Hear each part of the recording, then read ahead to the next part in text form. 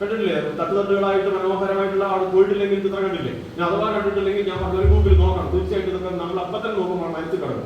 അത് നിർമ്മിച്ചു കൊടുക്കുന്ന വലിയ മനുഷ്യനാണ്. അപ്പൊ അത് നമ്മൾ പറയാതെ ഏതായാലും അങ്ങനെ അപ്പൊ പറഞ്ഞതെല്ലാം വന്ന് തൊഴുതാൽ മാത്രം പോരാ. പിന്നെ എന്ത് വേണം? നേരത്തെ നമ്മൾ പറഞ്ഞത് അറിവ് നേടണ്ടേ? വേണ്ടേ? അതുകൊണ്ട് അറിവിന്റെ തീർത്ഥാടനം 8 വിഷയങ്ങൾ. 8 വിഷയങ്ങൾ. ആദ്യത്തേതെന്ന് അറിയാമോ? ആദ്യത്തേത് നമ്മൾ ഇതുവരെ പറഞ്ഞ സാധനം തന്നെയാണ്, വിദ്യാഭ്യാസം. മനുഷ്യന്റെ സകലവിധ പുരോഗതിയുടെ അടിത്തറ എന്താണ്? വിദ്യാഭ്യാസമാണ്. അത് കഴിഞ്ഞാൽ പിന്നെ വേണ്ടത് ശുചിത്വമാണ്. ശരിയോ തെറ്റോ? കോവിഡ് കാലം വന്നപ്പോഴും ഡെങ്കിപ്പനി വന്നപ്പോഴും ഒക്കെ ഇനി ഞാൻ വിശദീകരിക്കാൻ നിൽക്കാനും വേണ്ടല്ലോ, സമയമില്ല. ശുചിത്വത്തിന്റെ പ്രാധാന്യം ഓടി നടന്ന് കൈ കഴുകാൻ പറഞ്ഞ ഓർമ്മയുണ്ടോ? ഇല്ലേ? നമ്മുടെ കോവിഡ് കാലത്ത്. അപ്പൊ ശുചിത്വത്തിന്റെ കാര്യം ഇനി പറയുന്നില്ല, നേരല്ല. അപ്പൊ പിന്നെ അടുത്തത് മൂന്നാമത്തേതാണ് കേട്ടോ ഈശ്വരഭക്തി. ആദ്യം വേണ്ടതാണ് വിദ്യാഭ്യാസം, പിന്നെന്താ വേണ്ടത്? ശുചിത്വം, എന്നിട്ടാണ് ഭക്തി. വിദ്യാഭ്യാസം ഇല്ലാത്തവരെ ഭക്തിയിൽ എന്ത് സംഭവിക്കുന്നു ഞാൻ പറഞ്ഞു തരണോ? വിദ്യാഭ്യാസം ഇല്ലാത്ത ഭക്തനെ പറ്റിക്കുന്നത് നിങ്ങൾക്ക് അറിയാലോ. എത്ര സ്ഥലത്താണ് എന്തൊക്കെയാണ് ചെയ്തു കൂട്ടുന്നത്, അല്ലേ? അതും ഇവിടെ വിശദീകരിക്കുന്നില്ല, നിങ്ങൾക്കറിയാം. അതുകൊണ്ട് അത്തരം അന്ധവിശ്വാസങ്ങളിൽ ഒന്നും ചെന്ന് പെടരുതെന്ന് ഞാൻ അപേക്ഷിക്കുന്നു. നിങ്ങളങ്ങനെ ഉണ്ടെന്ന് ഞാൻ കരുതുന്നില്ല. കാരണം ശ്രീ രവിശങ്കറിന്റെ എന്താ പറയുക, ആധ്യാത്മിക ധാരയിൽ പോകുന്നവർ അങ്ങനെ സംഭവിക്കില്ലല്ലോ. അതുകൊണ്ട് ഞാൻ അത് പറയേണ്ട ആവശ്യമില്ല. ഏതായാലും അങ്ങനെയാണ്. അപ്പൊ അങ്ങനെയാണ് ഈ പറയുന്നത്. പിന്നെ അടുത്തതെന്ന് പറയാം, അത് കഴിഞ്ഞാൽ സംഘടന. അപ്പൊ വിദ്യാഭ്യാസം, ശുചിത്വം, ഈശ്വരഭക്തി, സംഘടന, കൃഷി, കച്ചവടം, കൈത്തൊഴിൽ, ശാസ്ത്ര സാങ്കേതിക വിദ്യ. 8 അവസാനത്തെ ഏതാണ്? ശാസ്ത്ര സാങ്കേതിക വിദ്യ. അതിന് നോക്കണം. ഈ പറഞ്ഞതുപോലെ 92 വർഷങ്ങൾക്ക് മുമ്പ്, 92 അതിനേക്കാളും 3 വർഷം കൂടി, 95 വർഷം മുമ്പ് ത്രികാലജ്ഞാനിയായ ഭഗവാൻ പറയുകയാണ്, മനുഷ്യ പുരോഗതിയുടെ ഏറ്റവും പ്രധാനപ്പെട്ട വിഷയങ്ങളിൽ ഒന്ന് മനുഷ്യൻ പഠിച്ചു പോകണം, അത് ശാസ്ത്ര സാങ്കേതിക വിദ്യയാണ്. ഇന്ന് എത്ര വളർന്നു ലോകത്തിൽ? 1917 ഇന്ത്യ ഒറ്റ റോക്കറ്റ് കൊണ്ട് വിട്ടത് 104 ഉപഗ്രഹങ്ങളാണ്. 104 ലോക റെക്കോർഡാണ്. റഷ്യ 37 14 വിട്ടത്. ആ നമ്മൾ അയച്ച 104 ഉപഗ്രഹങ്ങളിൽ 34 അമേരിക്കയുടേതാണ്, USA. എന്തായാലും ഗുണമൊന്നുമില്ലെന്ന് മനസ്സിലായോ? ആ 134 അവരെന്തുകൊണ്ടാണ് 54 എന്തുകൊണ്ടാണ് നമ്മുടെ റോക്കറ്റ് കെട്ടിവിട്ടതെന്ന് മനസ്സിലായോ?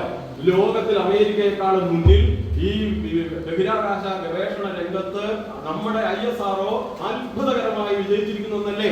ഈ ദീർഘദർശനം അന്നേ പറഞ്ഞത് ആരാണ്? ഭഗവാനല്ലേ? അതിന്റെ ഞാൻ പറഞ്ഞ 54 അമേരിക്ക അയച്ചെന്ന് പറഞ്ഞാൽ വേറെ രാജ്യം കിട്ടുന്നുണ്ട്. അതിന്റെ അർത്ഥം എന്താ? കോടിക്കണക്കിന് രൂപ അത് അയക്കുന്നതിന് നമുക്ക് കിട്ടുന്നുണ്ട്. വിദേശ നാണ്യത്തിൽ വലിയൊരു വരുമാനം ഇതിലുണ്ട്. അപ്പൊ ഞാൻ ഇത് എല്ലാത്തിലേക്കും കൃഷി കച്ചവടത്തിലേക്കും ഒന്നും പോകുന്നില്ല. ഇനി ആ വിദ്യാഭ്യാസം മാത്രം ആദ്യത്തേതും കൂടി പറഞ്ഞ് നമുക്ക് വേഗം തീർക്കാം. വിദ്യാഭ്യാസത്തിന്റെ പ്രാധാന്യം അറിയാലോ. നേരത്തെ ആധ്യാത്മിക വശം ഞാൻ പറഞ്ഞില്ലേ? ഇനി അത് പറയണ്ടല്ലോ. ഓർമ്മയില്ലേ? നമ്മൾ വാൽമീകിനെയൊക്കെ പറഞ്ഞത് സാറ് മാഷായതൊക്കെ ഓർമ്മയില്ലേ? മാഷ് സാറായില്ലേ? സാർ മറക്കൂല്ലേ? അടുത്ത് പറഞ്ഞു കൊടുക്കൂലേ? അത് കൊടുക്കോ? ഉറപ്പാണ്. അപ്പൊ അത് വേറെ പകർച്ചയില്ലെങ്കിൽ നമുക്ക് കാര്യം കണ്ടിത് പറഞ്ഞു പോയില്ലെന്നുള്ള നാട്ടുവൈദ്യരോട് മുന്നിലാണ് പറഞ്ഞല്ലേ? അതല്ലല്ലോ പറഞ്ഞോട്ടെ. അപ്പൊ ഞാൻ പറഞ്ഞ ഇത് കൂടി പറയാം. ഇനി ഭൗതിക വിദ്യാഭ്യാസം കൂടി പറഞ്ഞേക്കാം. 2 തവണ കേട്ടോ ഗുരുദേവൻ പറഞ്ഞത്. അതിൽ ഇനി ഞാൻ ചോദിക്കട്ടെ, വിദ്യാഭ്യാസം കിട്ടിയാൽ നമുക്ക് എന്താ ഉണ്ടാവുക? ഞാൻ ഒരു 2 വാക്കുകൾ പെട്ടെന്ന് പറഞ്ഞു തീർക്കാൻ നോക്കുന്നത്. ഒന്ന്, ആത്മാഭിമാന ബോധവും സ്വാതന്ത്ര്യ ബോധവും ഉണ്ടാവും. ശരിയോ തെറ്റോ? ചിരിക്കാൻ തുടങ്ങിയില്ലേ? നിർത്താൻ ചെയ്താൽ മനസ്സിലായി. പക്ഷെ എങ്ങനെ നിർത്തില്ല. ഇതുകൂടി പറയാതെ ഒരു രക്ഷയില്ല. ആര് മാന്തിയാലും തോണ്ടിയാലും ഞാൻ തൊഴിലെന്നാണ് പറഞ്ഞത്. പറയട്ടെ, പകുതി 5 മിനിറ്റ് കൊടുത്തിരുത്താക്കാം. എനിക്ക് മനസ്സിലായി, എനിക്ക് പോകേണ്ടത് തന്നെയാണ്. അപ്പൊ ഞാൻ പറഞ്ഞിട്ട് ഒന്നുകൂടി ശ്രദ്ധിച്ച് കേട്ടോളൂ. ഇത് പറയുന്നത് എനിക്ക് കുറച്ചുകൂടി പ്രാധാന്യമുള്ളതാണ്. എന്താണ്? വിദ്യാഭ്യാസം കിട്ടിക്കഴിഞ്ഞാൽ അറിവ് നേടുന്നതാണ്. അറിവ് നേടുന്നവന് ആത്മാഭിമാന ബോധവും സ്വാതന്ത്ര്യ ബോധവും ഉണ്ടാകും. പിടികിട്ടിയോ? ഇല്ലെങ്കിൽ ഞാനൊരു ഉദാഹരണം പറയാം. ഞാൻ കണ്ട സിനിമകളിൽ മനസ്സിൽ തറച്ച ഒരു രംഗം കാലാപാനിയേതാണ്. കാലാപാനി എല്ലാവരും കണ്ടു കാണുമെന്ന് എനിക്ക് തോന്നുന്നു. എന്നാലും നമ്മൾ എല്ലാവരും ഓർത്തു വെക്കണമെന്നില്ലല്ലോ. എനിക്ക് മനസ്സിൽ ഞാൻ പറയാം. അതിൽ മോഹൻലാൽ ഒരു ഡോക്ടറാണ്. എല്ലാ നടന്മാരും ഉണ്ടായിരുന്നു എനിക്ക് തോന്നുന്നു. അതിൽ മോഹൻലാൽ ഡോക്ടർ എന്ന് പറഞ്ഞാൽ വിദ്യാസമ്പന്നനായ കഥാപാത്രം. അപ്പൊ അതിനകത്ത് ഒരു സായിപ്പായ ബ്രിട്ടീഷുകാരനായ ഉദ്യോഗസ്ഥനെ ഒരു ഗ്രാമത്തിലേക്ക് കൊണ്ടുവരുന്ന രംഗമാണ്. അപ്പൊ ഈ കൊണ്ടുവരുന്നത് പല്ലക്കിലാണ്. അന്ന് റോഡൊന്നും ഇല്ലാത്തതുകൊണ്ട് എടുത്തോണ്ടാവുന്നത്. അപ്പൊ എങ്ങനെ? മുന്നിൽ 2 തടിയന്മാർ, എന്നെ പോലെ നല്ല ആരോഗ്യമുള്ള 2 പേര് മുന്നിൽ, 2 പേര് പറയും. എന്നിട്ട് മസിലക്കില്ലേ ജിമ്മിൽ പോയവരെ. എന്നിട്ട് അവന്റെ ഈ പല്ലക്കിൽ എടുത്തോണ്ട് വരുന്നത് ഈ ക്രിസ്ത്യാനികളുടെ ഈ പെരുന്നാളിനൊരു ഘോഷയാത്ര ഉണ്ട്. നമ്മുടെ ഘോഷയാത്രയിലും കൊണ്ട് ചിലപ്പോ ഈ കൊടിയൊക്കെ പിടിക്കാൻ അവസരം കിട്ടിയ, കൊടയൊക്കെ പിടിക്കാൻ അവസരം കിട്ടിയാൽ അതൊരു അഭിമാനമല്ലേ നമുക്ക്. മറ്റവർക്ക് രൂപക്കൂടൊക്കെ പിടിക്കാൻ കുറച്ചുകൂടെ. അപ്പൊ ഇതിങ്ങനെ പിടിച്ചു വരുന്ന ഇവന്റെ നിർത്തുന്നത് കണ്ടോടാ, ഇത്തവണ ഞാനാണ് പല്ലക്ക്. ഇവൻ ആരെയാ കൊണ്ടിരുന്നേ? രാജ്യം കൊള്ളയടിച്ചും വെടിവെച്ച് കൊന്നും ചവിട്ടിക്കൊന്നും ക്രൂരത ചെയ്ത് കൊള്ളയടിച്ചു പോകുന്ന നമ്മളെ അടിമയാക്കിയവനെയാണ് ചുമന്നുകൊണ്ട് വരുന്നത്. ഇവൻ എന്തില്ല? അറിവില്ല. അതുകൊണ്ട് അവൻ അടിമത്വം അലങ്കാരമാണ്. സമ്മതിച്ചോ?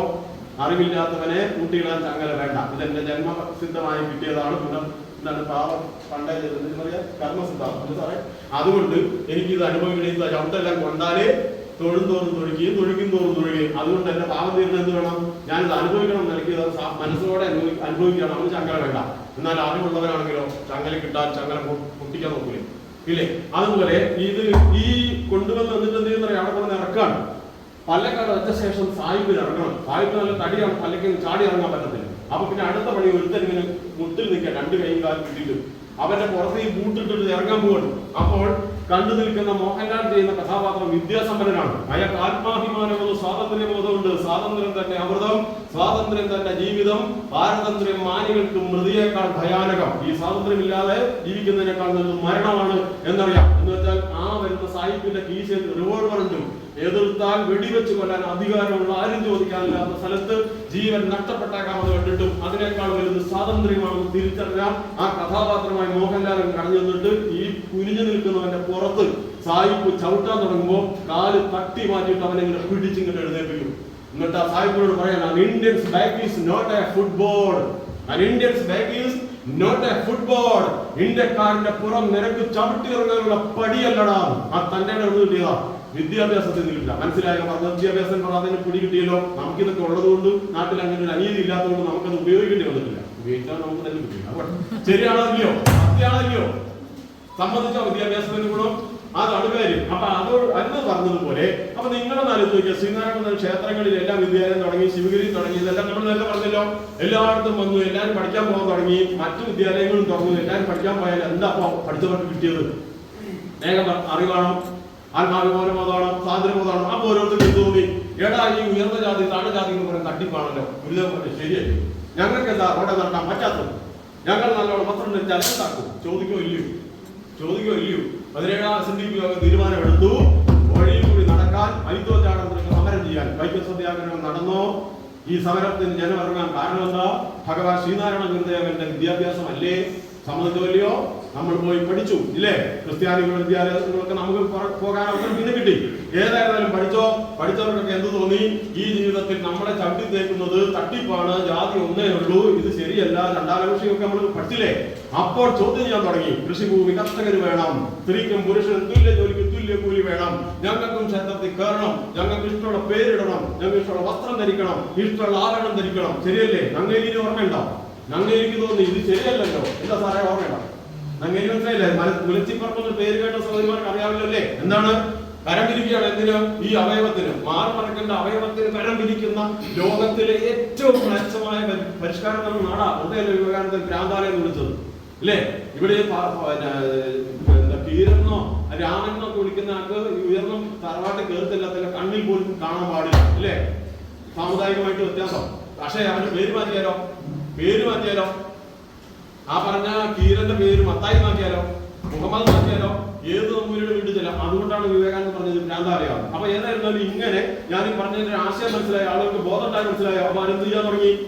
ഐത്തോച്ചാടനത്തിൽ സമരം ചെയ്യാൻ തുടങ്ങി, റോഡ് തുറക്കാൻ സമരം ചെയ്യാൻ തുടങ്ങി, വസ്ത്രധാരണം നടത്തി, അതിന് അടിയൊക്കെ ഉണ്ടായി. കൃഷി അതുപോലെ ഭൂമി കിട്ടണമെന്ന് പറഞ്ഞു. ശരിയോ തെറ്റോ? അറിയാലോ, നിവർത്തന പുസ്തകമൊക്കെ അറിയാലോ അതിന്റെ ബാക്കി. അങ്ങനെ വന്നപ്പോൾ ഗവൺമെന്റുകൾക്ക് എന്ത് തോന്നി? കുറച്ച് അനുവദിച്ചില്ലെങ്കിൽ വെറുതെ വിടുവരും, നമ്മളല്ലേ കൂടുതൽ.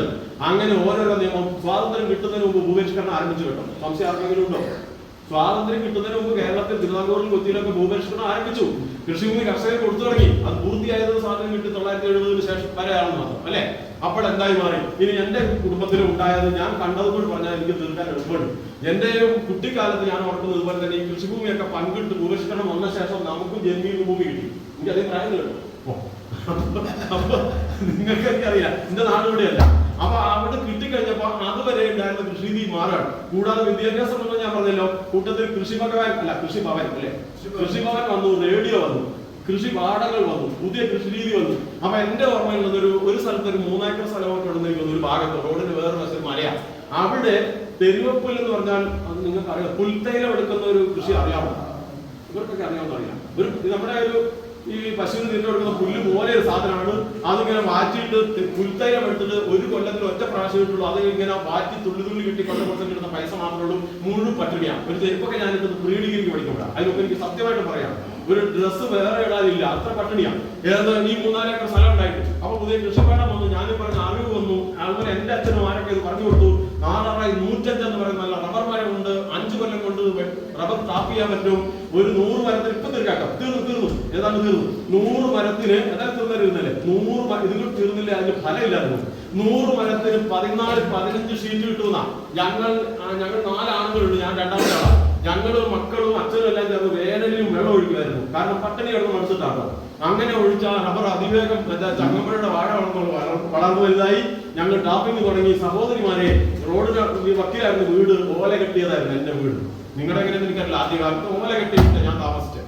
അങ്ങനെ അതിന് പിന്നെ മൺകട്ട കൊണ്ട് ചെറിയ മാറ്റം വന്നു. അങ്ങനെയുള്ള ആ വീട്ടില് ഈ 3 ഏക്കറിൽ നിന്ന് 10-40 റബ്ബർ ഷീറ്റ് അത് വിറ്റിട്ട് പൈസ കിട്ടാൻ തുടങ്ങിയപ്പോൾ ഞങ്ങൾ ആദ്യം എന്തെന്ന് പറയാമോ, ഞങ്ങളുടെ വീട് നന്നാക്കി.